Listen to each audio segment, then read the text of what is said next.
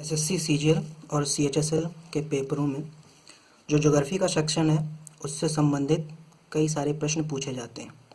Geography का जो section है उसमें जो वर्ल्ड ज्योग्राफी है उसमें कॉन्टिनेंट यानी महाद्वीप काफ़ी महत्वपूर्ण टॉपिक है और सभी महाद्वीपों को एक एक करके पढ़ना बहुत ही आवश्यक है। आज हम अफ्रीका कॉन्टिनेंट, अफ्रीका महाद्वीप के बारे में कुछ महत्वपूर्ण बातें पढ़ेंगे। अगर हम देखें अफ्रीका कॉन्टिनेंट को तो ये बात सभी को पता है कि जो सबसे गरीब महाद्वीप है, जिसे अंध महाद्वीप भी कहा जाता है, वो अफ्रीका कॉन्टिनेंट है। अब हम आते हैं इसके मुख्य बिंदुओं पे जो अक्सर विभिन्न परीक्षाओं में पूछे जाते हैं। शुरू करते हैं हम अफ्रीका से। तो इसके बहुत सारे पार्ट होते हैं, जैसे यहाँ के प्रमुख माउंटेन्स कौन से हैं, यहाँ के प्रमुख प्लेट्यू कौन से हैं, यहाँ के प्रमुख डेजर्ट कौन से हैं, रिवर कौन से हैं, काफ़ी सारी चीज़ें हैं जो आपको पता होनी चाहिए। अब हम शुरू करते हैं माउंटेन से। पहले हम ये थोड़ा कॉपी से देखते हैं, फिर इसको डायग्राम के रूप में हम देखेंगे अपनी किताब से यानी कि एटलस से, तो देखने में फिर ज़्यादा समझ में आएगा। पहले हम पॉइंट टू पॉइंट एक बार इसका ओवरव्यू ले लेते हैं। तो देखिए, जो माउंटेन्स की अगर हम बात करें तो जो माउंटेन्स हैं वो मुख्य रूप से 3 माउंटेन्स हैं जो हमेशा हर बार पूछे जाते हैं। जैसे वो आपसे पूछ सकता है कि एटलस जो माउंटेन रेंज है वो किस कॉन्टिनेंट में है, तो आपको पता होना चाहिए कि जो एटलस माउंटेन रेंज है वो अफ्रीका कॉन्टिनेंट में है। कभी कभी ये प्रश्न भी पूछा जाता है कि जो वर्ल्ड की सबसे ओल्ड माउंटेन रेंज हैं वो कौन कौन सी हैं, तो आपको ये ध्यान रखना पड़ेगा कि जो वर्ल्ड की सबसे ओल्ड माउंटेन रेंज हैं वो 2 हैं, एक ड्रैकेंसबर्ग है और दूसरा स्वेटबर्ग है। ये देखिए, आप स्पेलिंग याद रखिएगा, एक ड्रैकेंसबर्ग है और दूसरा स्वेटबर्ग है। इन्हें आप कह सकते हैं कि oldest mountain range of the world है, विश्व की सबसे पुरानी ओल्डेस्ट माउंटेन रेंज है, जो कि कहाँ पे है, अफ्रीका में है। और एक प्रश्न जो माउंटेन से हर बार पूछा जाता है या पूछा जा सकता है आपसे, वो ये है कि अफ्रीका कॉन्टिनेंट की सबसे जो हाईएस्ट पीक है वो कौन सी है। तो आपको याद रखना पड़ेगा जो माउंटेन किलीमंजारो है, किलीमंजारो माउंटेन, जो कि आपके तंजानिया में ही है। अफ्रीका का ये एक कंट्री है तंजानिया। तो किलीमंजारो जो माउंटेन पीक है वो सबसे हाईएस्ट पीक है अफ्रीका की। तो इससे कई सारे प्रश्न एक साथ ही बनते हैं कि जो किलीमंजारो हाईएस्ट पीक है अफ्रीका की वो किस कॉन्टिनेंट में है, तो आपका जवाब होगा अफ्रीका कॉन्टिनेंट में है। या फिर वहाँ की सबसे हाईएस्ट पीक कौन सी है, तब भी आपका जो आंसर होगा वो क्या होगा, किलीमंजारो होगा।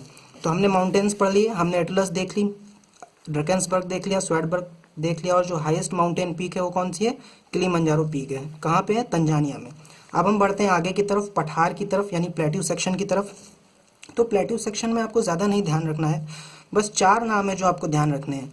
एक है आपका तासली प्लेट्यू, एक है आपका तिब्बती, एक है आपका दारफूर और एक है एयर प्लेट्यू। ये प्रश्न जो है एयर प्लेट्यू, हवा पठार भी इसको कहते हैं, और ये आ चुका है एग्जाम में, पढ़ने में बहुत अजीब लगता है। तो 4 ये आपको ध्यान रखने हैं, तासिली, तिब्बती, दारफूर और एयर प्लेट्यू। ये चारों के चारों कहाँ पे हैं, ये चारों के चारों अफ्रीका में हैं। अब हम बात करते हैं डेजर्ट्स की। तो अक्सर ये प्रश्न पूछा जाता है कि जो विश्व का सबसे बड़ा डेजर्ट होता है वो कौन सा होता है।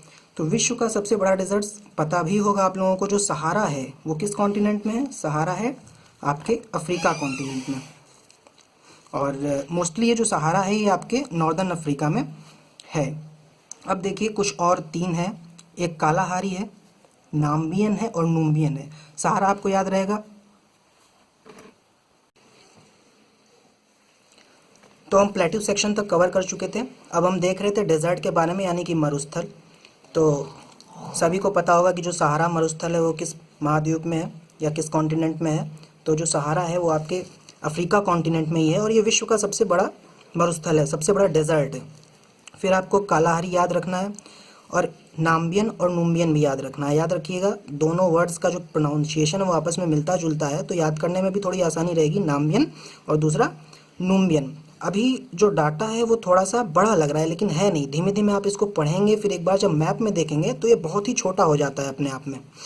और सबसे बड़ी बात है कि कोई भी एग्ज़ाम क्वालिफाई करने के लिए हमें किसी भी टॉपिक का पूरा ज्ञान होना चाहिए, क्योंकि अधूरा ज्ञान बहुत खतरनाक होता है। अब हम देखते हैं कि आगे जो लेक्स हैं अफ्रीका कॉन्टिनेंट की वो कौन कौन सी महत्वपूर्ण है या इम्पोर्टेंट हैं। तो डेजर्ट आपने देख लिए, सहारा, कालिहारी, नाम्बियन और नूबियन। तो अब हम लेक पे आते हैं।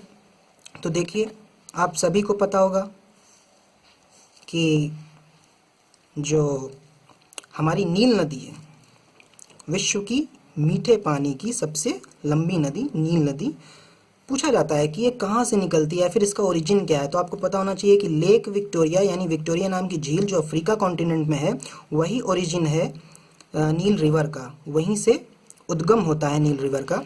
और जो विक्टोरिया लेक है इसके बारे में एक खास बात ये भी है कि जो विक्टोरिया लेक है वो तंजानिया, ये सब देश हैं अफ्रीका कॉन्टिनेंट के, तंजानिया, युगांडा, केन्या, 3 देश हैं, तंजानिया, युगांडा और केन्या। ये आप यहाँ पे देख रहे होंगे, तंजानिया, ये युगांडा और ये केन्या। इन तीनों देशों की बाउंड्री विक्टोरिया में लगती है, यानी कि विक्टोरिया झील किन 3 देशों के बीच में है, तंजानिया, युगांडा, केन्या। कभी कभी प्रश्न पूछा जाता है कि कौन सा ऐसा देश है जिसकी बाउंड्री या फिर तटीय रेखा विक्टोरिया से नहीं लगती है, तो आप ये 3 ऑप्शन याद रखेंगे तो आपको वहाँ क्वेश्चन का आंसर टैकल करने में आसानी होगी। तंजानिया, युगांडा और केन्या लेक विक्टोरिया को घेरे हुए हैं, और जो नील रिवर है हमारी वो कहाँ से निकलती है, लेक विक्टोरिया से निकलती है। अब देखिए और जो कुछ इंपॉर्टेंट लेक हैं, डायरेक्ट क्वेश्चन आता है कि लेक चार्ट किस महाद्वीप में है, लेक वोल्टा किस महाद्वीप में है, तो बस इतना याद रखिएगा, लेक चार्ट, लेक वोल्टा ये सब अफ्रीका महाद्वीप में ही है।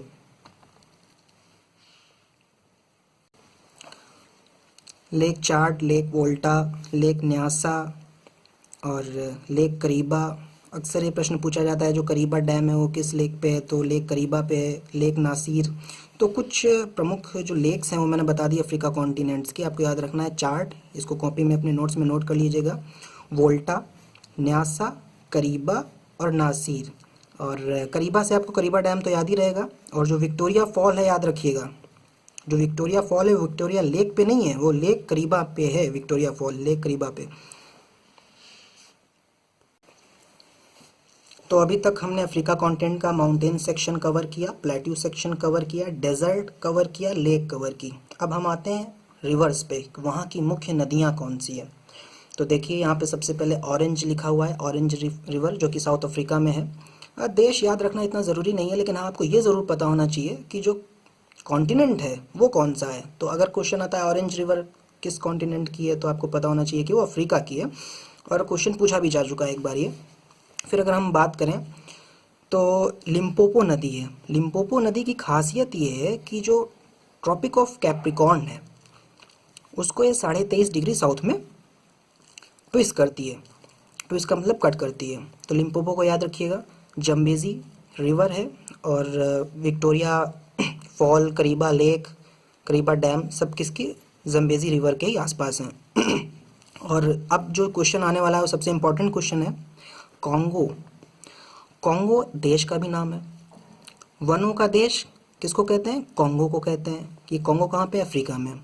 अब आपको ये पता होना चाहिए कि कॉन्गो रिवर का भी नाम है, और कॉन्गो का दूसरा नाम जायरे भी है। अब जो मुख्य बिंदु हो बस इतना याद रखिएगा कि जो विश्व की सबसे गहरी नदी है वो अफ्रीका कॉन्टिनेंट में है, उस नदी को कॉन्गो रिवर भी कहते हैं और जायरे रिवर भी कहते हैं। और इसकी खास बात क्या है कि ये वर्ल्ड की डीपेस्ट रिवर है, ठीक है। और जो स्टैनली फॉल है वो भी इसी रिवर के ऊपर है। और इसकी दूसरी सबसे खास बात कॉन्गो रिवर की या जायरे रिवर की ये है कि ये 0 डिग्री इक्वेटर को ट्विस्ट करती है, ठीक है, ये आपको याद रखना पड़ेगा। और इसके बाद जो आप नदी देख रहे हैं नाइजर नदी, इसको ऑयल रिवर कहते हैं, तेल की नदी, ठीक है, क्योंकि यहाँ पे जो सोर्स हैं ऑयल्स के वो रिसोर्सेज पाए जाते हैं। तो ये क्वेश्चन बहुत इंपॉर्टेंट है आपके लिए। नाइजर रिवर हमेशा पूछा जाता है कि कौन सी नदी तेल की नदी है, फिर कौन सी रिवर ऑयल रिवर के नाम से जानी जाती है, तो आपको पता होना चाहिए कि नाइजर रिवर है जो कि किस कॉन्टिनेंट में पाई जाती है, अफ्रीका कॉन्टिनेंट में पाई जाती है। तो अभी तक हमने काफ़ी सारे इसमें टॉपिक कवर किए, माउंटेन्स, प्लेट्यू, डेजर्ट, लेक और रिवर। अब जो एक छोटा सा पॉइंट है वो याद रखिएगा कि अगर आपसे पूछा जाए कि लार्जेस्ट वैली यानी रिफ्ट वैली ये किस कॉन्टिनेंट में है, तो वो अफ्रीका कॉन्टिनेंट में हो जाएगी।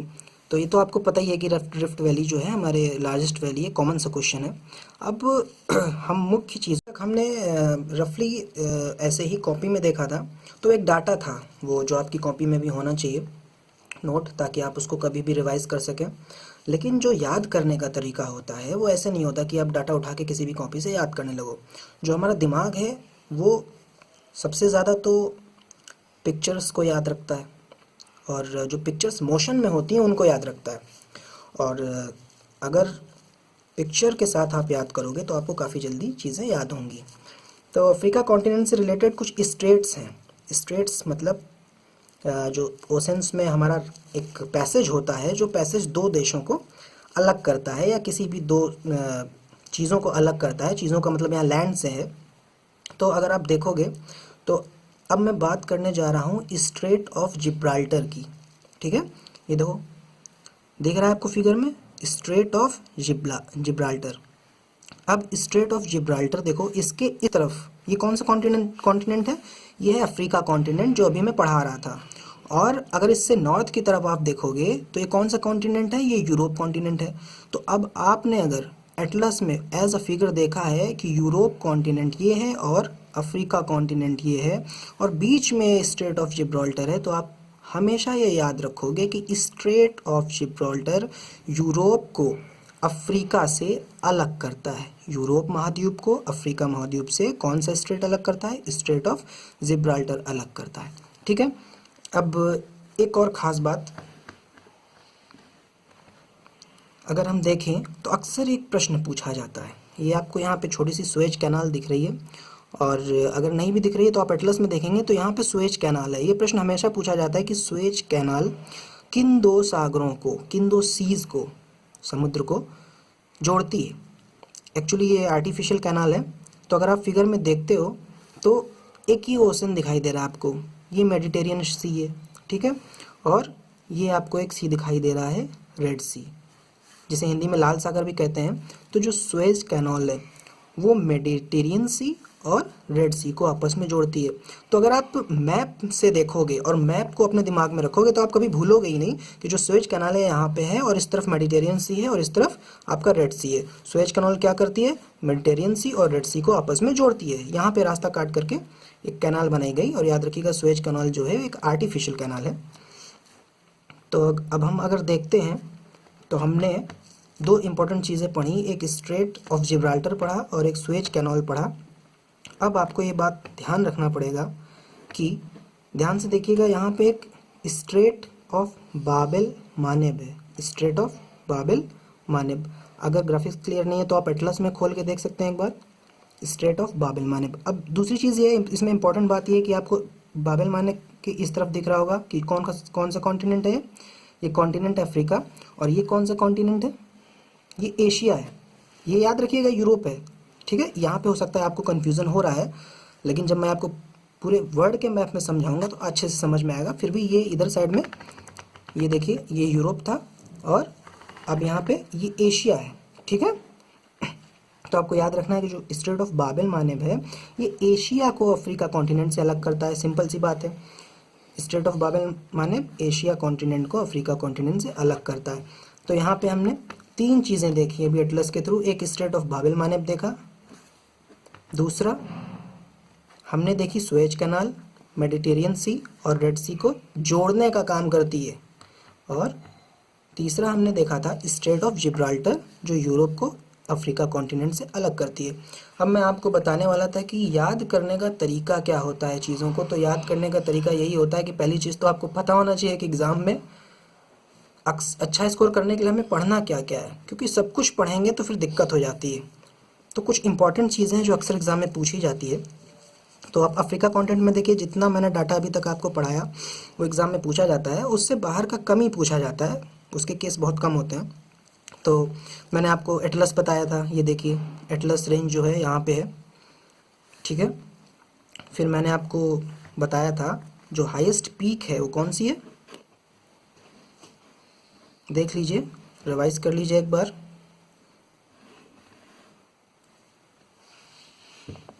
तो आएगा ही नहीं इसमें, माउंटेन किलिमंजारो है।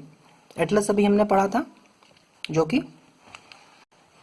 अभी हमने एटलस पढ़ा था, एटलस माउंटेन। ये आपको मैंने एटलस की रेंज दिखाई थी सारी। और फिर हमने एक चीज़ इसमें और पढ़ी थी कि जो हाईएस्ट पीक है वो कौन सी है अफ्रीका कॉन्टिनेंट की। तो आपको मैंने बताया था कि जो माउंटेन किलिमंजारो है वो हाईएस्ट पीक है अफ्रीका की। और अगर आप एटलस में देखोगे तो ये देखिए, ये माउंटेन किलिमंजारो है यहाँ पे। ठीक है, फिर हमने बात की थी माउंट किलिमंजारो को देखा एटलस में। अब हम देख रहे हैं स्वाइटबर्ग और ड्रैकेंसबर्ग को। मैंने आपको बताया था कि स्वाइटबर्ग और ड्रैकेंसबर्ग अफ्रीका कॉन्टिनेंट में है, और इनकी खासियत क्या है। इनकी खासियत ये है कि वर्ल्ड की ओल्डेस्ट माउंटेन रेंज है ये, सबसे पुराने पर्वत हैं वर्ल्ड के। स्वेटबर्ग और ड्रैकन्सबर्ग आपको याद रखना है, ये कहाँ पे हैं, ये हैं। एटलस जो होती है उसका नॉलेज हमें बहुत होना चाहिए, क्योंकि डाटा हम डायरेक्टली नहीं याद कर सकते। अगर एटलस में हम देखेंगे चीज़ें कहाँ पे हैं तो डाटा अपने आप हमारे दिमाग में छपती चली जाएंगी, फिगर अपने आप छपता चला जाएगा और भूलोगे ही नहीं आपकी यहाँ पे स्वेटबर्ग है, यहाँ पे ड्रैकन्सबर्ग है और किलिमंजारो और एटलस का भी मैंने आपको फिगर दिखाया हुआ था।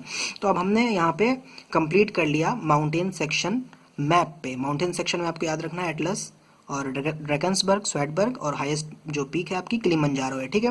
अब मैंने इसके बाद आपको प्लेट्यू पढ़ाए थे, तो अब हम देखते हैं मैप पे कि कौन कौन से प्लेट्यू किस किस प्लेस में है, तब हमें याद रहेगा। तो देखिए आप, एयर प्लेट्यू, एयर प्लेट्यू ये मैंने आपको बताया था। मैंने आपको 4 प्लेट्यू बताए थे, Tassili plateau, Air plateau, Tibesti plateau, Darfur plateau. तो मैंने आपको 4 प्लेट्यू बताए थे, देखिए चारों के चारों हमारे एटलस में मौजूद हैं। यहाँ पे air plateau, Tibesti plateau, Darfur plateau और तासिली। याद रखिएगा तासिली, तिबेस्ती। मैंने आपको कुछ इंपॉर्टेंट रिवर्स बताई थी, देखते हैं कि वो रिवर मैप में कहाँ कहाँ पर हैं। ये काम हम इसलिए कर रहे हैं ताकि चीज़ें हमारे दिमाग में रहें। अब देखिए जो मैंने बताई थी कि ऑयल रिवर किसे कहते हैं या तेल की नदी किसे कहते हैं, तो ये देखिए यहाँ पे नाइजर रिवर है, इसे हम क्या कहते हैं, ऑयल रिवर भी कहते हैं। या फिर ये जो नाइजर रिवर है ये ऑयल रिवर के नाम से भी जानी जाती है। किस कॉन्टिनेंट में है, तो हम अफ्रीका कॉन्टिनेंट पढ़ रहे हैं, इस समय अफ्रीका कॉन्टिनेंट में है। अब अगर हम देखें अगली रिवर अपनी, मैंने आपको 2-3 लेयर रिवर जो थी बहुत इंपॉर्टेंट बताई थी। एक नाइजर हो गई, दूसरी मैंने आपको बताई थी कॉन्गो रिवर। अब याद कीजिए कि कॉन्गो रिवर बताते टाइम मैंने आपको क्या बताया था, मैंने ये भी बताया था कॉन्गो रिवर का दूसरा नाम ज़ायरे रिवर भी होता है। ज़ायरे रिवर की खास बात क्या है कि ये वर्ल्ड की डीपेस्ट रिवर है। कॉन्गो यानी ज़ायरे वर्ल्ड की डीपेस्ट रिवर है। कॉन्गो देखिए यहाँ पर है। तो अगर आप फिगर में देखोगे, मैं बार बार ये चीज़ रिपीट कर रहा हूँ, फिगर को देखोगे तो चीज़ें आपको याद रहेंगी। अब देखो आप, इसके बाद हमने 2 जो और इम्पॉर्टेंट रिवर थी वो भी पढ़ी थी, जिसमें से आपको याद होगा एक लिम्पोपो पढ़ी थी और एक हमने ऑरेंज रिवर पढ़ी थी, ठीक है। तो इन दोनों रिवरों को भी हम एक एक बार देख लेते हैं। देखिए यहाँ पे ये ऑरेंज रिवर है हमारी, ठीक है। फिर हमने लिम्पोपो पढ़ी थी। याद रखिएगा मैं जो पॉइंट्स बता रहा हूँ, जैसे मैंने अभी बताया कि कॉन्गो रिवर में जो है वो ज़ायरे के नाम से भी जानी जाती है, डीपेस्ट है। तो जो पॉइंट्स मैं बता रहा हूँ वो इंपॉर्टेंट है, तभी मैं बताऊँगा, ठीक है। अब देखिए लिम्पोपो, इसकी खास बात क्या है, मैंने बताया था आपको कि ये ट्रॉपिक ऑफ कैप्रिकॉर्न को 2 बार ट्विस्ट करती है, ठीक है। आप यहाँ पे देख रहे होंगे लिम्पोपो।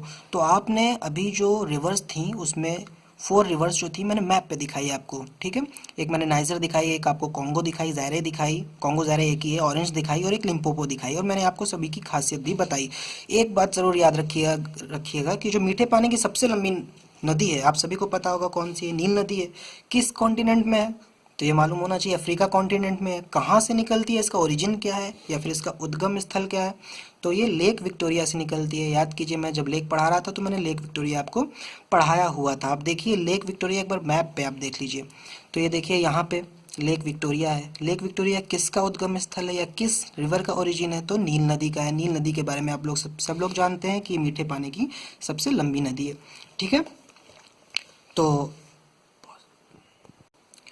तो अभी पूरे सेशन में हमने अफ्रीका कॉन्टिनेंट की काफ़ी इंपॉर्टेंट चीज़ें कवर की। एक बार हम थोड़ा सा देख लेते हैं कि हमने क्या क्या पढ़ा, एक बार रिवाइज कर लेते हैं जल्दी जल्दी में। हमने सबसे पहले पढ़े थे माउंटेन्स, तो मैंने आपको एटलस के बारे में बताया था, फिर मैंने ड्रैकन्सबर्ग और स्वेटबर्ग के बारे में भी बताया था।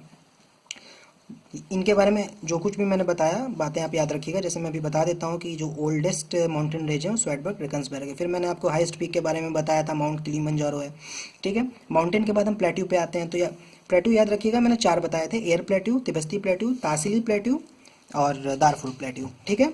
आपको मैंने मैप में भी दिखाया था ताकि चीज़ें याद रखें।